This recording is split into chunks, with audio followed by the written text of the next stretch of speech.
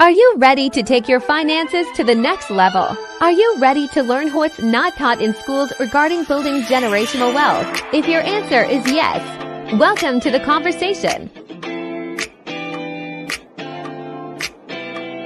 Let's talk income shifting. Let's talk cash flow management. Let's talk improving your credit score. Let's talk investing. Let's talk finance with Melissa and Tony.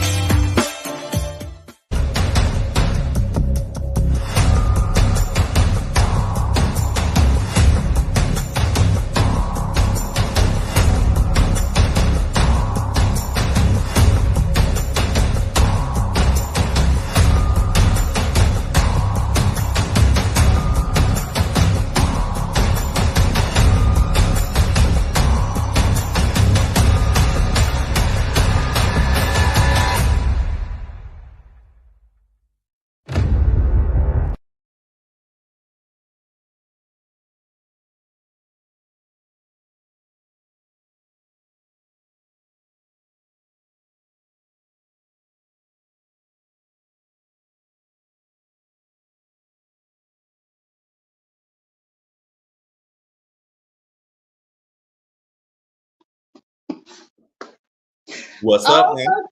Come on, Rusty. Technology. Come on, Rusty.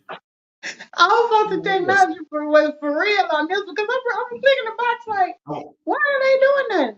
What I was like, oh, here we go. Here we go. I had to laugh at myself. All right. It's okay. I ain't gonna hold it against you. The intro was banging again. Appreciate that. Let's dive in. No, we ain't gonna worry about that. We already know you, Rusty. It's okay. Yeah. Well, we was just on here last week. How Rusty can I be? Well, it's not the weather and then your age. You know, it's kind of creeping up on you. It's okay. No, it's you okay. did not. You threw my age in there too. We know what's coming. We know what's coming, don't we? We know what's coming.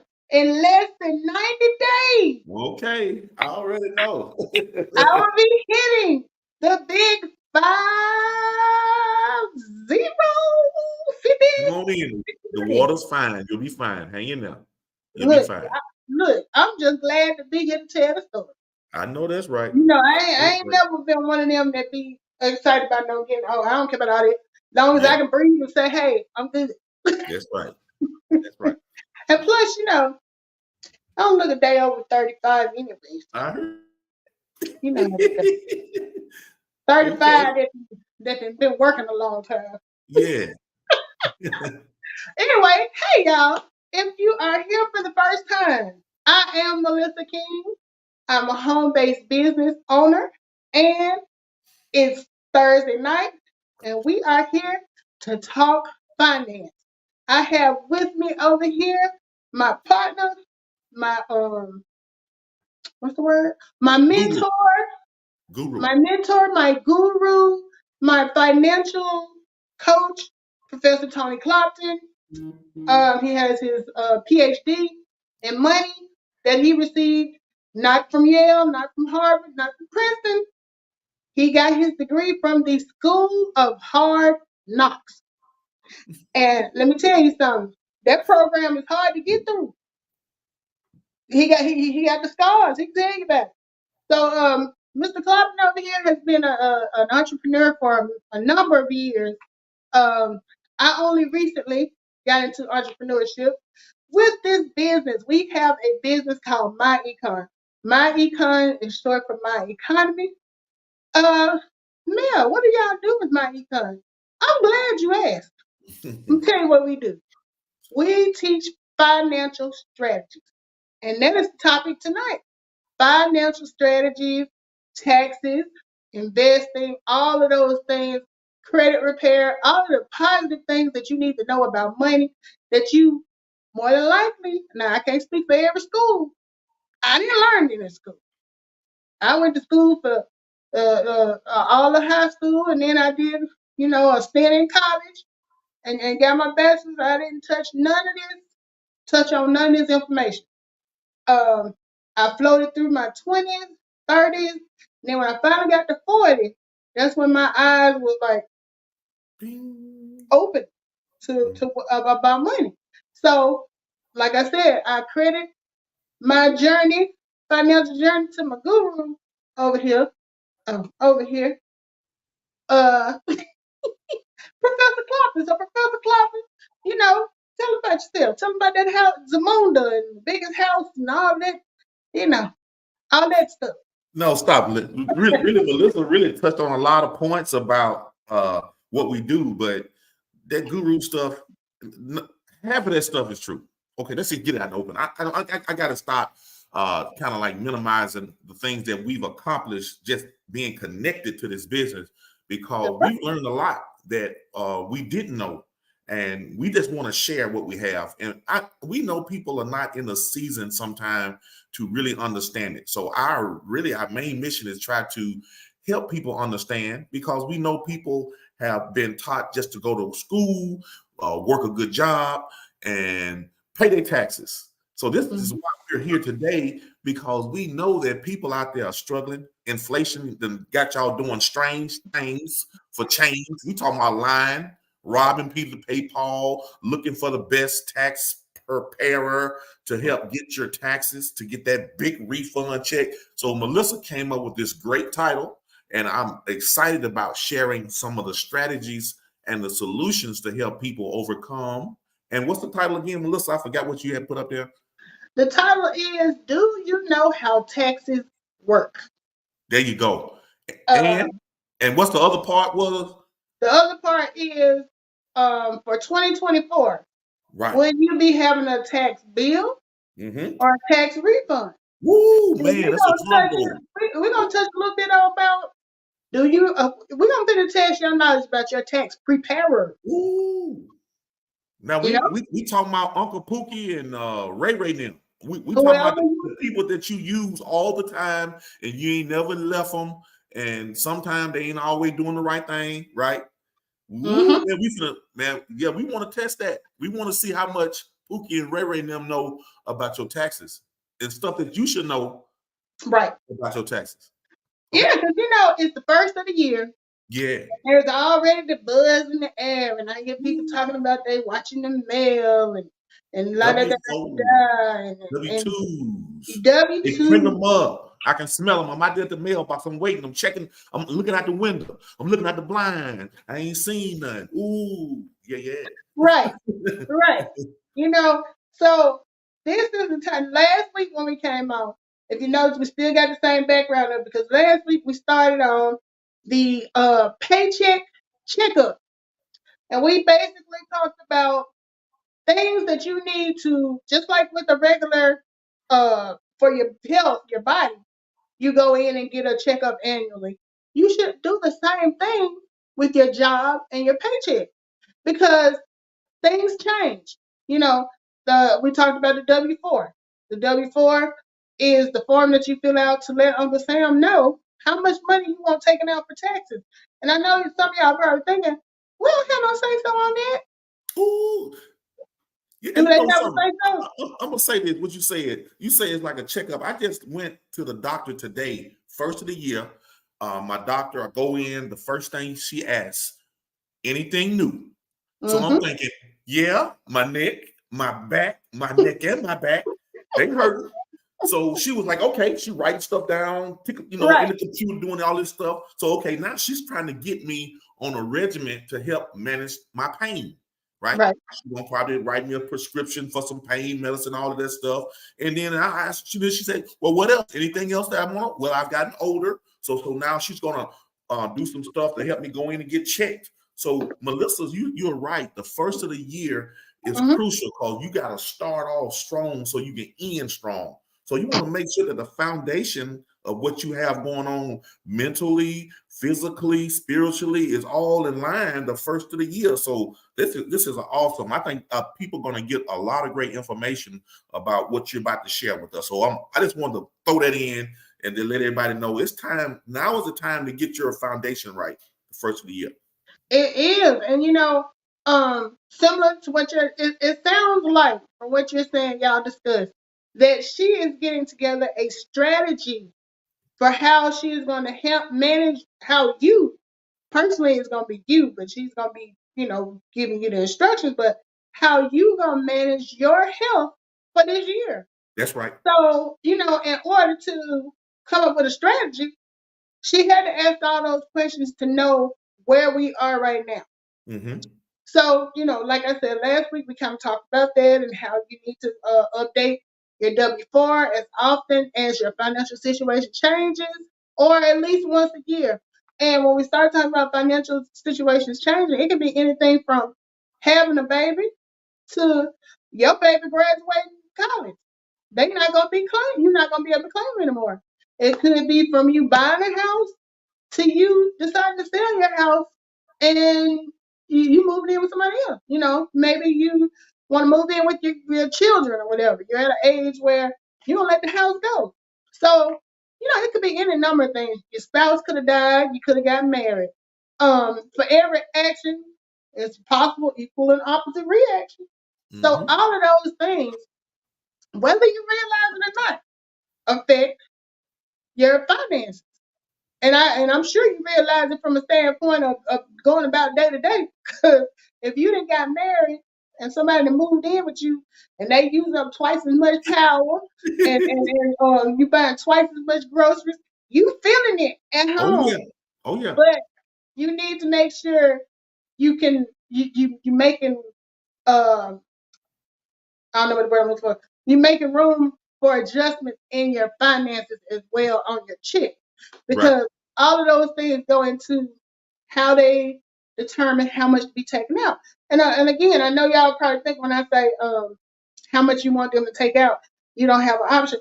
You have an option based on what your financial situation is.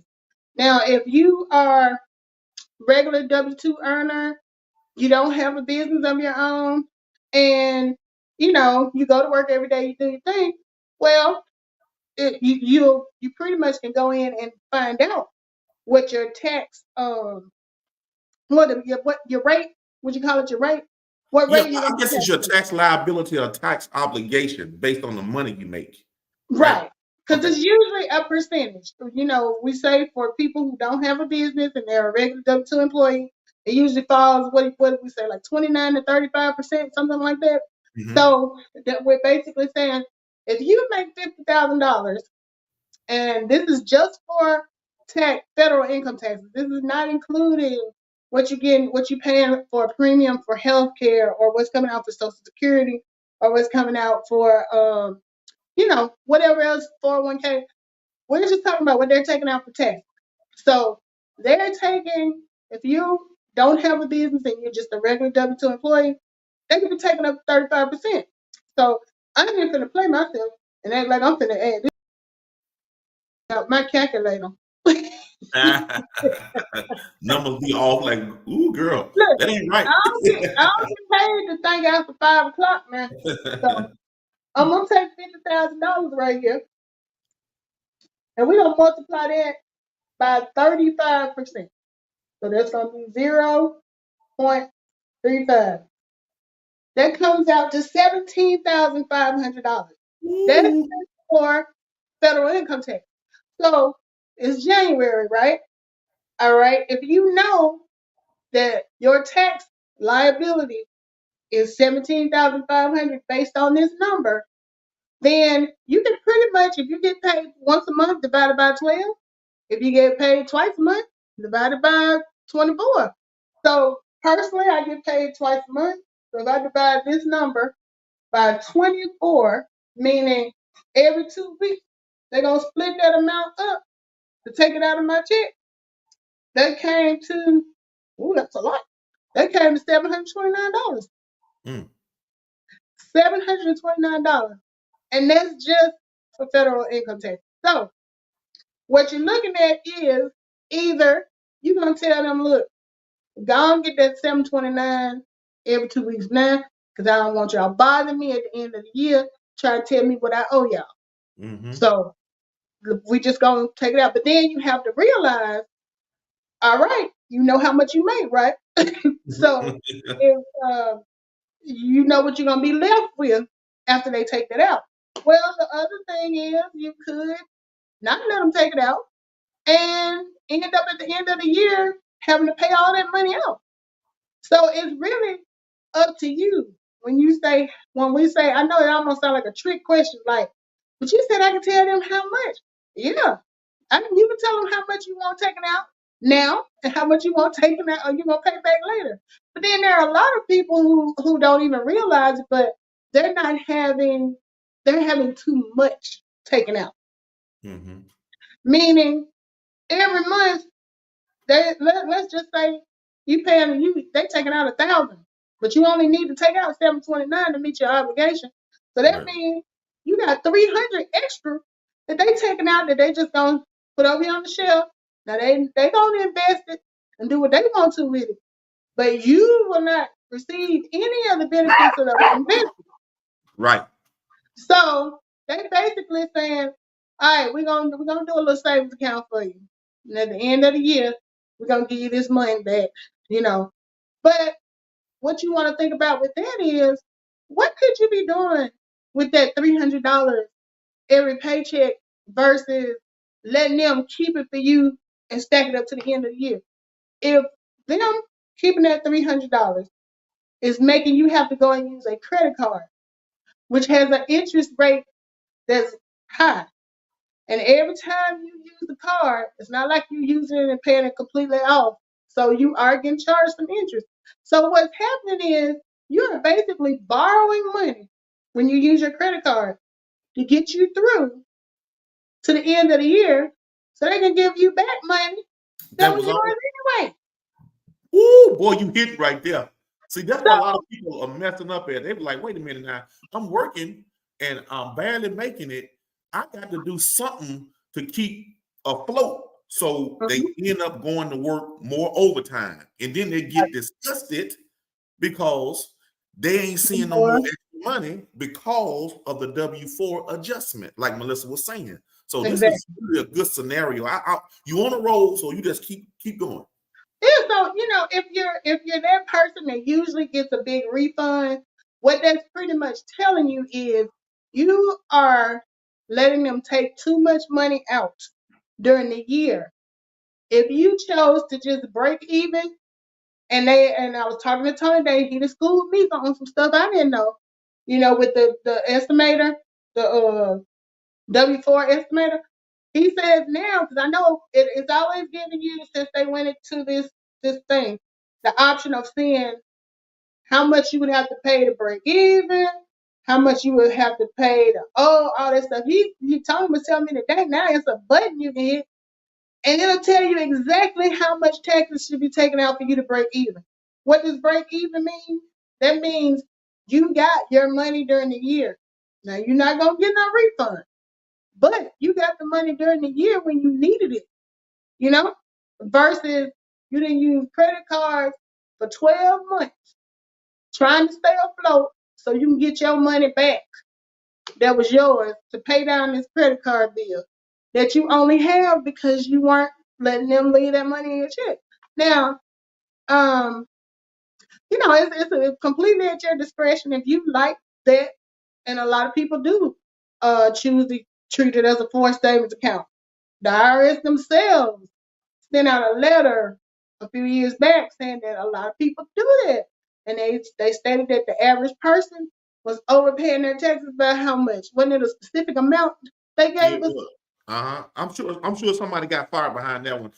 That kind of information that leaked out would disrupt their system. Like, they're okay with getting more money from you and keeping you somewhat ignorant to how it works. So it's sad to say that the government is using your age to do stuff that they want to do, like for the country. But in essence, the money is yours. You work for it year round. You should be the first one to make a decision on what needs to be done for you. Right. So you shouldn't have to get in line to get your money back when it was yours in the first place. Right. So that is, like I said, all totally at your discretion. You fill out that W-4.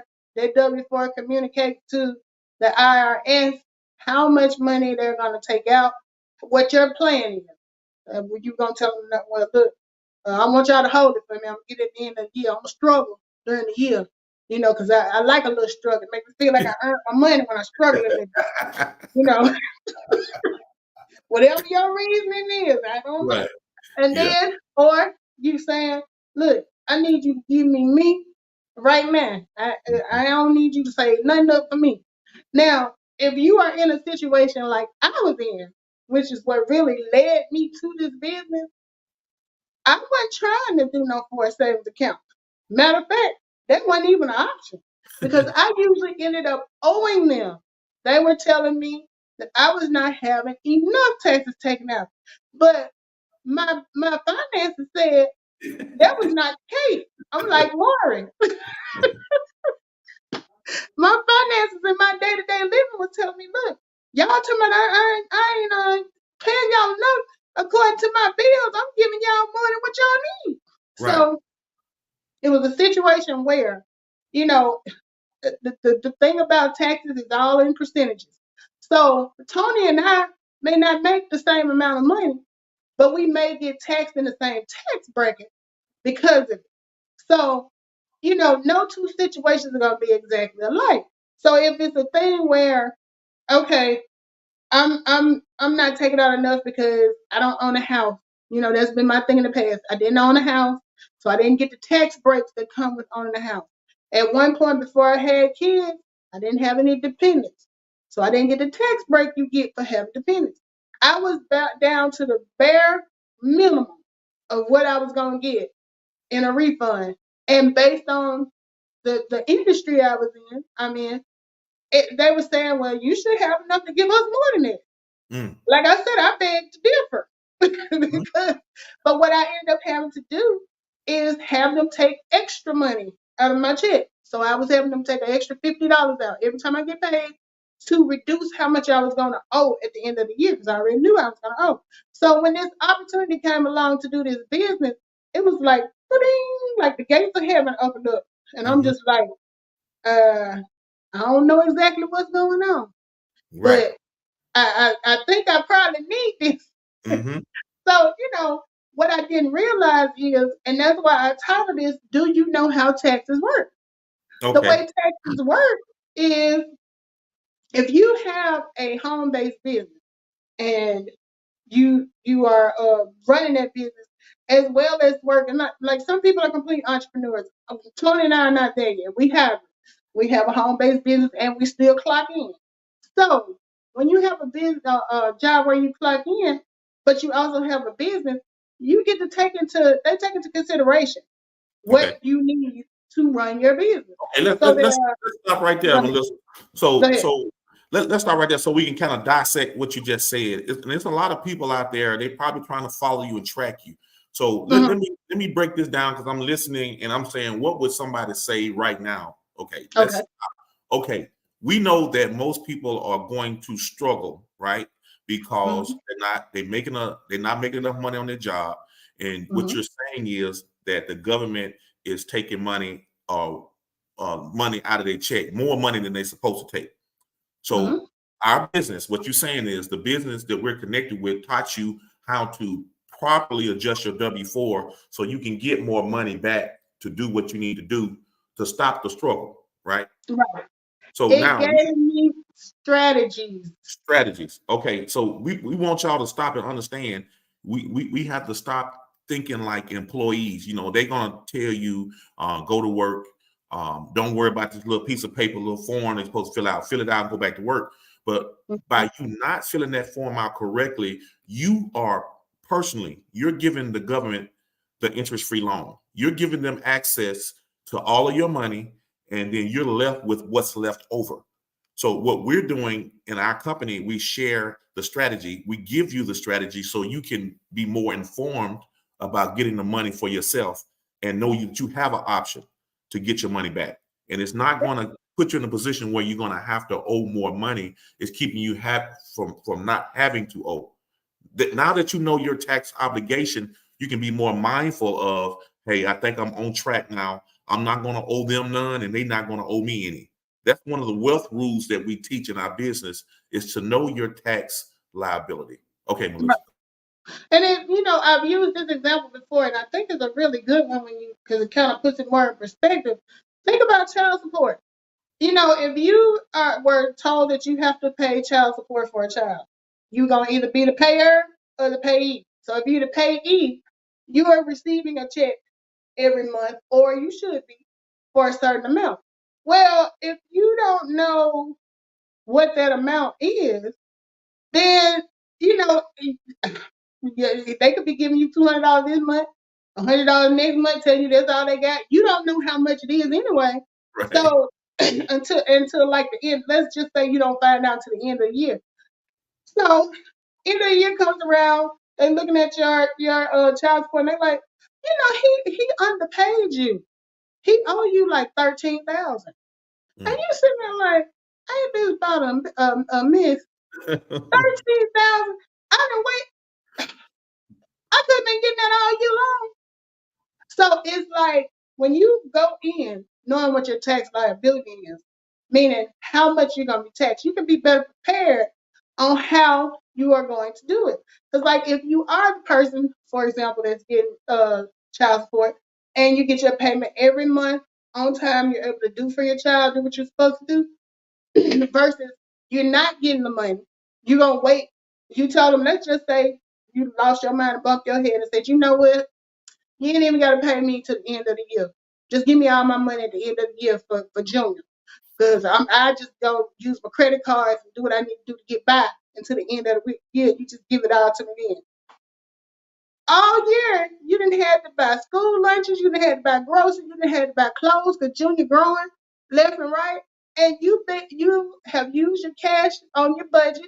When your budget goes under, you pull out your card, you use that. But you could have been getting this money all year long. It's the same, to me, it's the same principle.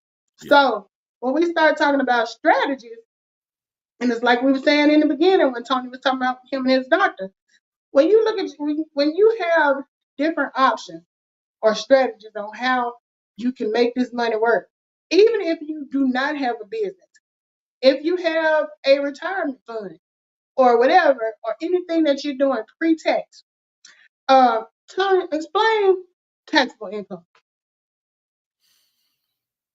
I don't know how to put it in words. So whatever the amount of money that you make, the government is saying you owe them this amount of money on that money. Now, okay, so what we're trying to come in at is sharing how you can lower your taxable income with strategies. Like, let's talk about investing in your 401k or Right. investing in a business where you get tax deductions. We Exactly. all supposed to be lowering our taxable income, even for the rich. I mean, I heard Lil Boosie, the rapper. He was disgusted. He said, "I made $1 million and the government we wanted 350,000." He was cussing, boo, boo, boo, boo, boo, boo, boo. And it was like, even the rich have this problem because they're working and they're making money, right? And they Right. have to be taxed on their money as well. So it's like they gonna come get you if you don't have tax. That's why a lot of these rappers, they're coming up with businesses like selling alcohol and shoes and clothes and coming out with Fat Farm, Adidas, and all these. It's like they have to lower their taxable income with business expenses as well. You know, Yeah.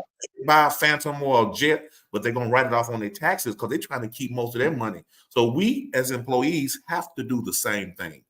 Taxable income, lowering your taxable income is simply putting more money from your 401k as far as investing, lowers your taxable income, or you can get tax breaks and benefits for becoming a business owner like me and Melissa. Right. So I don't know if that answers your question because it kind of throws me. That's kind of where I was going with it. Taxable income is like if you make, let's say you make $50,000 a year. There's always going to be a standard deduction that the government gives everybody, depending on whether you're single, married, whatever your filing status is. So for me, I'm head of household because I'm single and I have a dependent. So I think last year, the standard deduction, meaning anybody who files, they're going to knock off of your taxable income this amount. And I think it was 13.5 last year. Okay. So let's say I made 50,000. They took off that first the standard deduction, meaning they're gonna slice that little part off, and you only gonna be taxed on if you made 50,000 and they took off 13. You get a standard deduction of 13.5. What is that? Don't make me add up in my head. I ain't even thinking about myself. Like 30 something, I don't know. 15, When I 30, said I refuse to add 35,000. up, okay, 36,000. Okay, so that means my taxable income. If all I've got is that standard deduction, meaning I don't have any extra stuff, any Schedule C stuff. How you Tanya Buffer? Tanya, that's my one of my UAB homies. Okay, good place. HIM graduate from UAB. What's up, Okay. Tanya? So yeah, so off the top, they already took off that amount. So my taxable income at this time is 36,500, Okay. meaning they can tax me at 35% on it. But if I have some other deductions, or if I do some things pre-tax, when I say pre-tax, that just means they're taking that amount out. So let's say I decide I'm gonna put $2,000 this year into my retirement fund. So they're gonna take on top of that 36.5. They already took the standard deduction out. Now they're gonna knock off 2,000 because you are saying, okay, you're gonna put that in retirement. All right, well, we can't tax you on that because you're putting that into your retirement. And when you get ready to retire, that's when you'll feel the taxes for that. But right now, as long as you put it in retirement, okay, we're gonna take that off. So now it went from 36.5 that I'm being taxed on to 34.5. Well, let's say I decide to do something else and I'm just using these examples for people who do not have a business. If you don't have a business and all that you have is like the pre-tax things that you can do on your job, maybe you do an HSA account. I do a health savings account. That's something else that's considered a pre-tax expense. So let's say you're putting $5,000 into that. Well, that chops more money off your taxable income. So what's happening is you done went from having a salary of $50,000 that's taxed at 35% to they took the standard deduction off. You went down to 37.5, no 36.5. You took the 2,000 off that you put in your retirement. That brought your taxable income down to 34.5. Then you got an HSA, took another 5,000 off. Now you're down to 31.5. So where you were originally going to be taxed at 35% on 50,000, now you're being taxed at 35% on right at 30,000. So of course it's going to be less, which means when they go in and calculate how much you're going to have to be taxed for the year and divide that number by 24 now, it's not going to be $700 some dollars. It's going to be less that's coming out. Right. So those are the things that you want to go and look at your paycheck and give it a once over. And, if let's say before you had dependents, now you don't have dependents. That's money that is not going to be because they consider your kids or whatever. If you're claiming them, you get a little bit more deduction for that. You get a tax credit. So let's go ahead. So let's break this down, y'all. So it's like Melissa's saying, even if you don't have Makivia, even if you don't have any kids, right? Let's say you're single. People don't realize just you having a home-based business alone is going to give you bigger, better tax deductions from all of that stuff because it's your lifestyle, y'all. We know our lifestyle is centered around us going to work, coming home, taking vacations, buying groceries, gas. All of these things are going to add up that can actually help lower your taxable income, like Miss Melissa was talking about.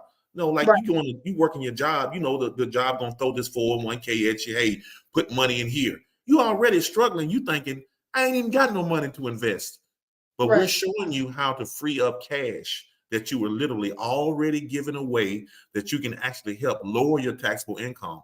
So most people don't know that on that W-4 form, it has options where you can add deductions from your home-based business.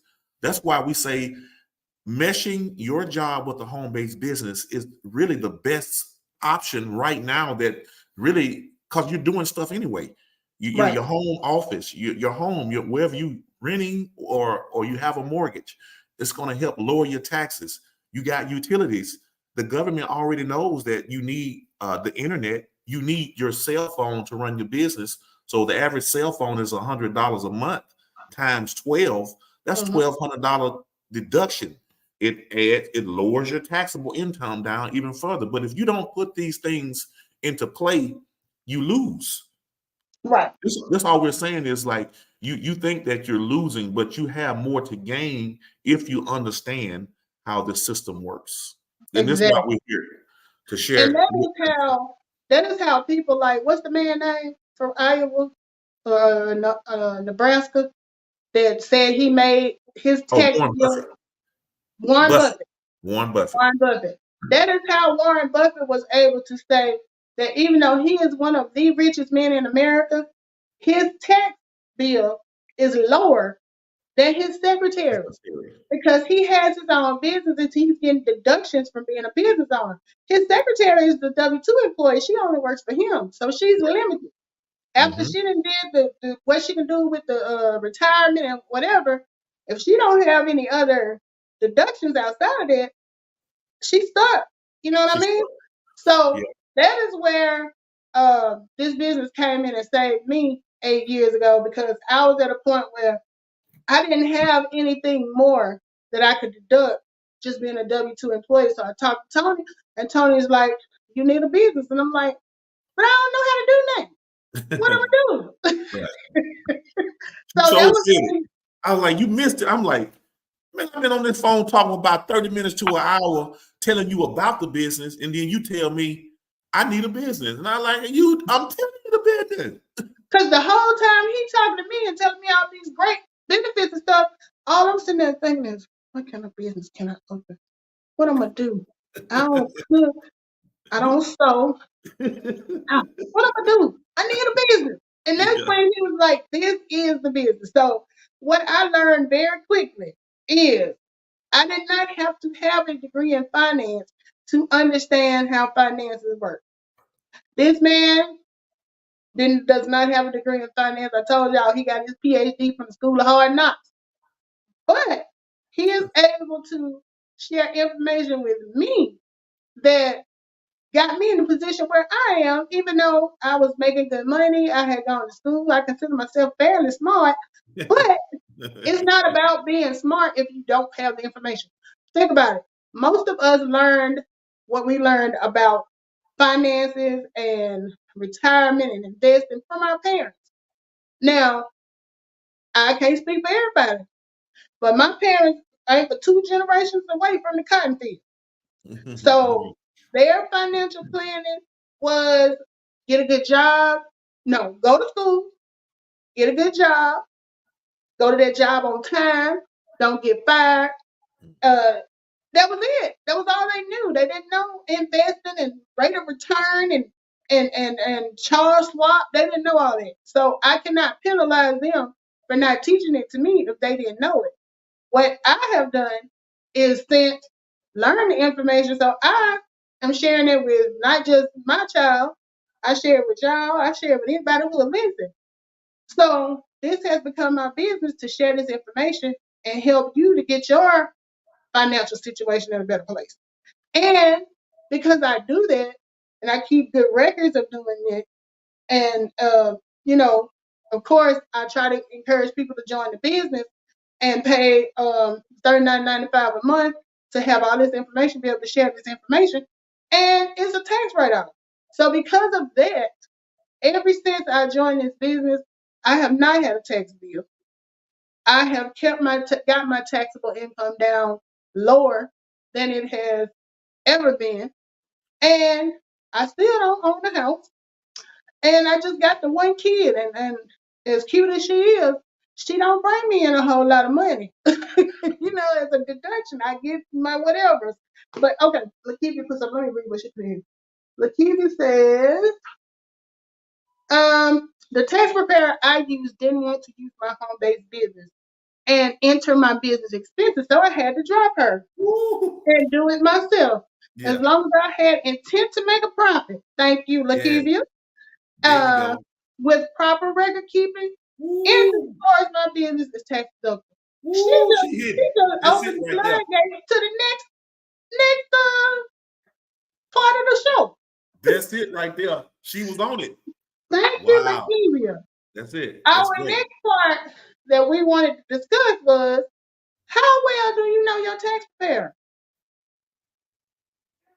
A lot of us have been going to the same person Yeah. for a number of years just out of habit. Yeah. We haven't vetted them.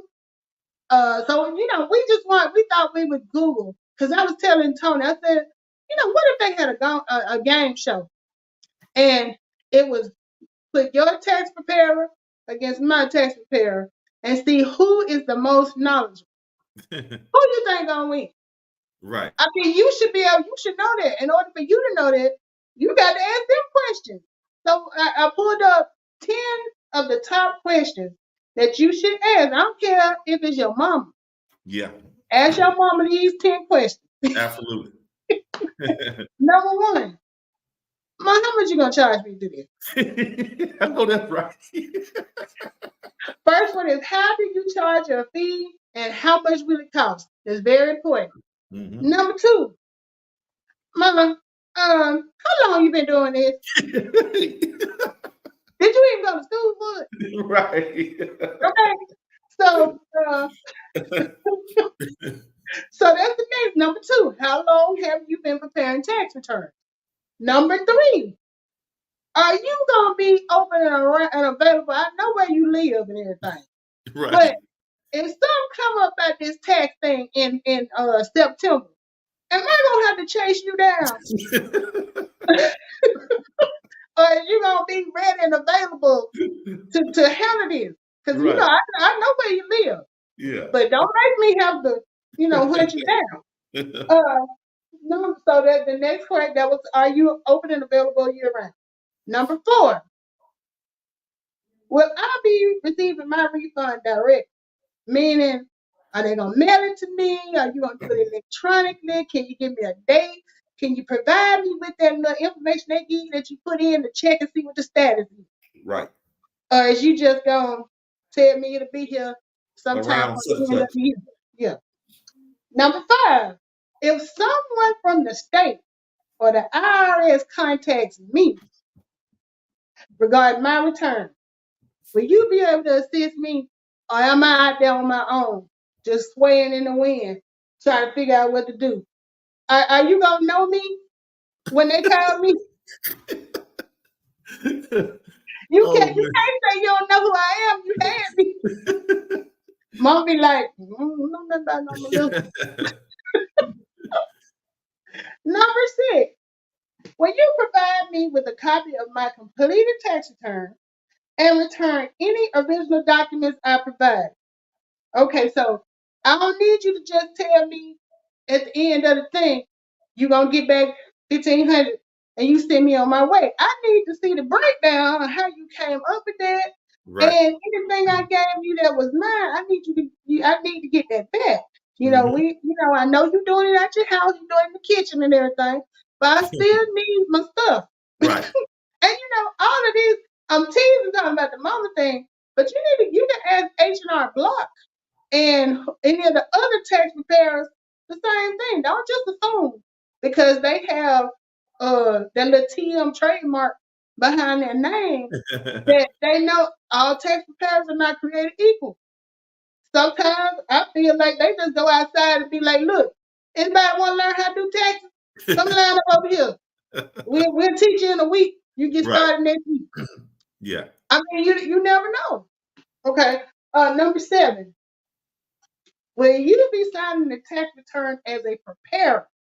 And may I see proof of your PTIN? So, whenever they're signing as a preparer, they're taking on a certain level of responsibility. And they've got due diligence. How do I know about all this? Because me and Tony took the course. We got a PTIN and everything. Would I let me and Tony do our taxes? Hell no. Just another prime example that anybody can learn and get a PTIN. But that doesn't necessarily mean that they are up to par with what you need them to do. So, you want to ask them, are you going to be a preparer? Because if you say you're a preparer, that means you're going to take on a certain level of accountability for this. And if you are prepared, I need to see your documentation, your credentials. Next, are you affiliated with a professional organization?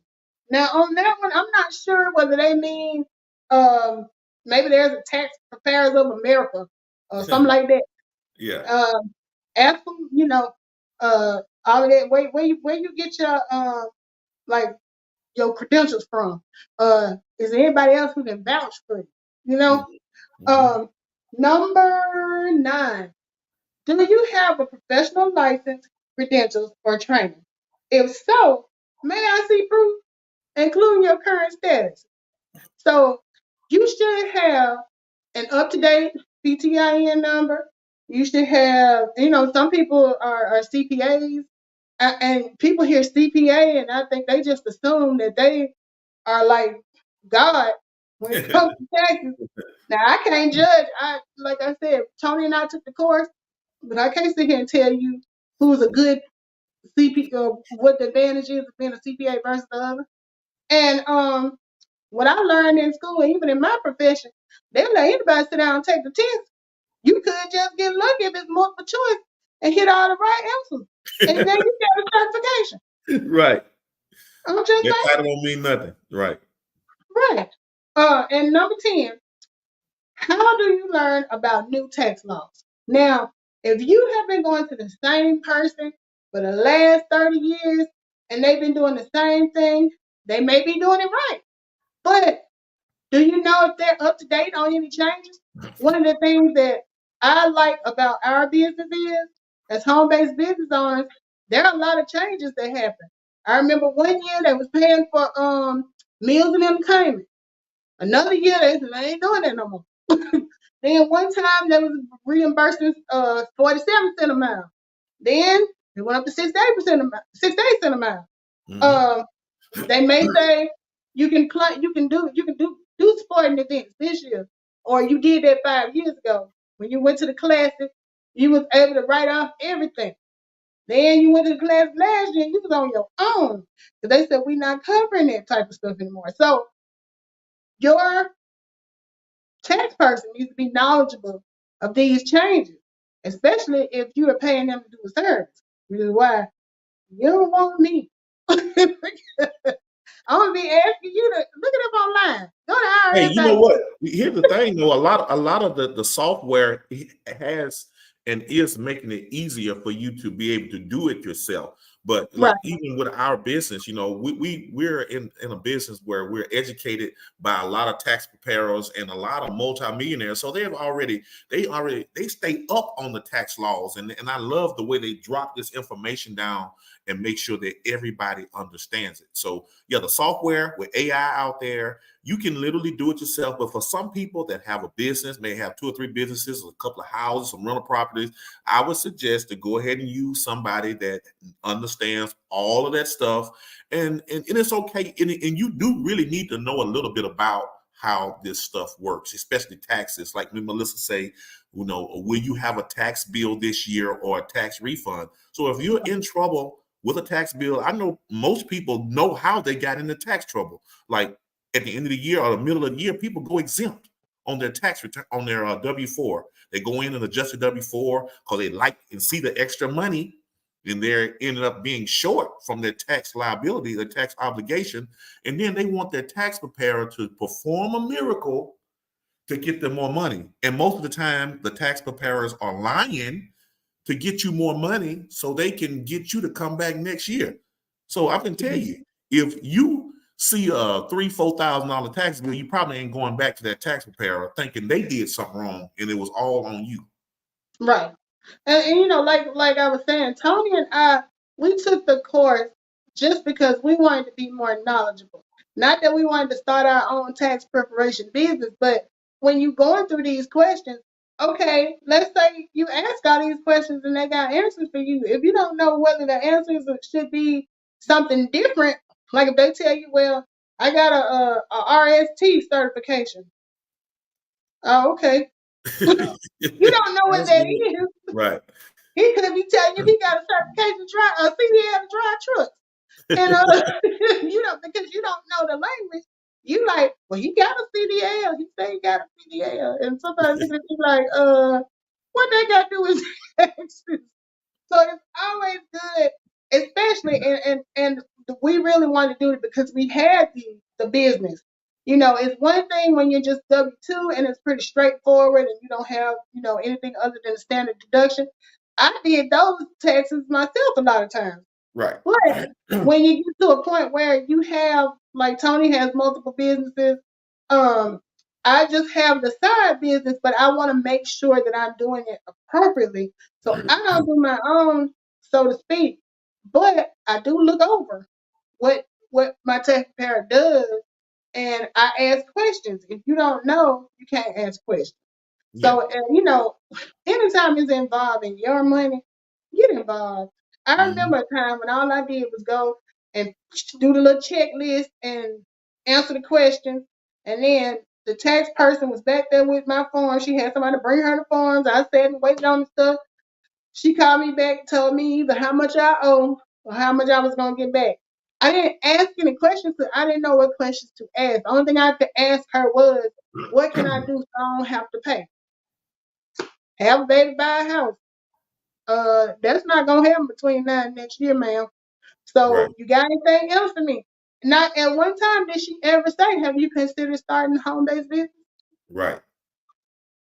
So you know what? I think a lot of times, I don't know all tax preparers. Sometimes they get caught up in saying next because time is money, and if Right. they have a tax preparer, they know that they got some regular stuff. Hey, come in, get you out in an hour. But if you come in with a lot of paperwork, and they be like, hey, we not gonna use that little business of yours because it's taking too much time. They losing money dealing with you. So it's like you got to be careful about who you go to. If they can be And too especially busy, too, if they're you gonna don't lose. have You're gonna your, lose some money. Yeah. especially too, if you don't have your stuff together. The good thing about ours, we have a cash flow manager. So if I come in there and tell you I got my little business, and you start asking me questions, bam, here all my stuff right here. It's Yeah. categorized. If you don't want to categorize, I can sort it by date. How you want. Right.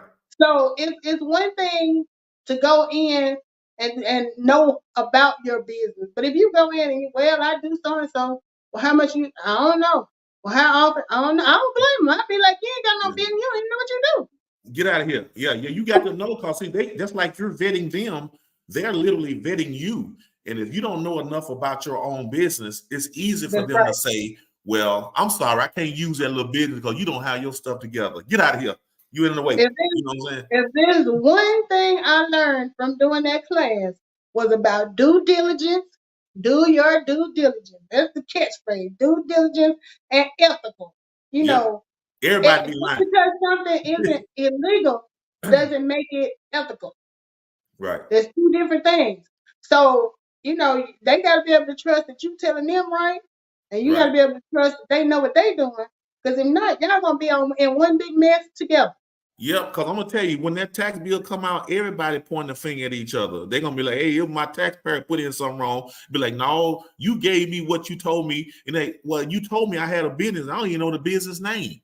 So a lot of tax preparers will try to get you out of trouble, but they actually put you in trouble by just adding stuff that you can't provide. Especially at the bottom of that tax return, their name is nowhere at the bottom. That means you're going to be held responsible for everything that's on that form. That's right. That is so right. And I have had an experience in the past where it was an error made, not on my part, but at the same time it was on my part because once the preparer completed it, she gave it to me to review it, and I signed off that it was fine.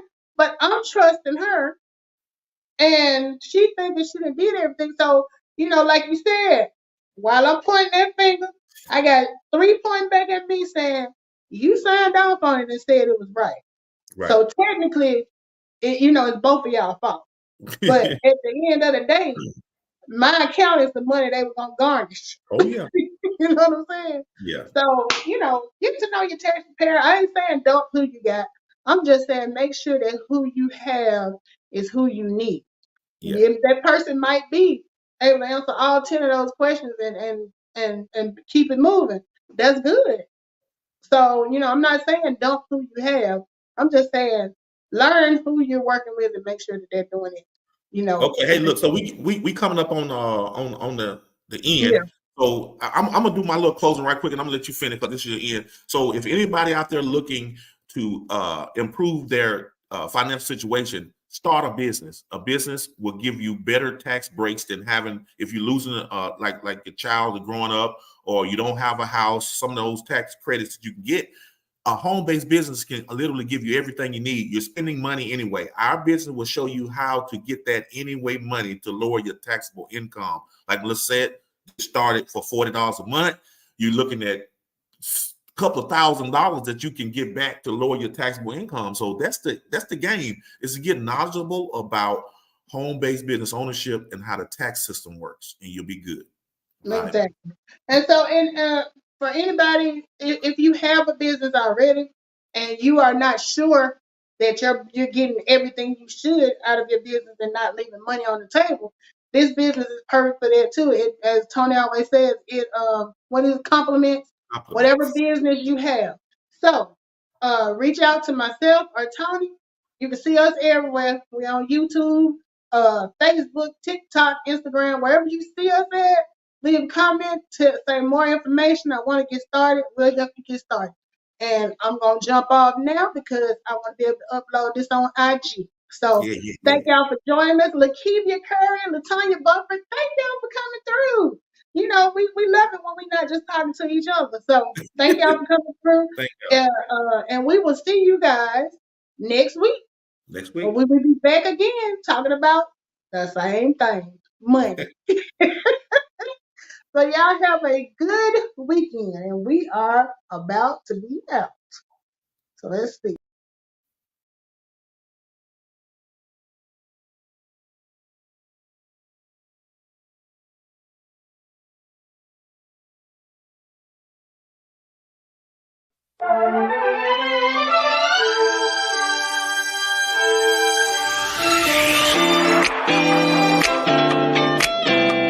Thank you for being a part of the conversation. Now, are you ready to start your home-based business? If your answer is yes, contact Tony or Melissa to get started today.